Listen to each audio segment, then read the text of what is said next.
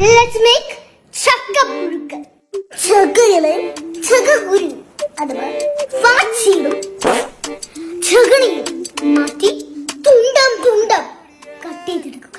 ചക്ക അരിഞ്ഞത്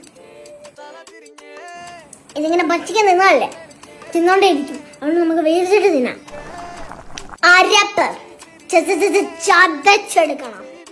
തേങ്ങ ചെറുകിയത്, വെളുത്തുള്ളി, ജീരകം, കാന്താരി ചതച്ച്, മഞ്ഞപ്പൊടി പിന്നെ വേണ്ടേ, ടർമറിക് പൗഡർ, നമ്മുടെ മലയാളികളുടെ സ്വന്തം കറിവേപ്പില ഇടട്ടെ.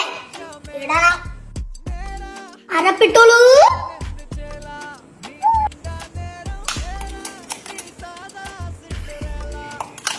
നന്നായിട്ട് മിക്സ് ചെയ്യൂ. ഇപ്പോഴാണ് നമുക്ക് വൈരാഗ്യമുള്ളവരെ കുറിച്ച് ഓർക്കാൻ പറ്റും.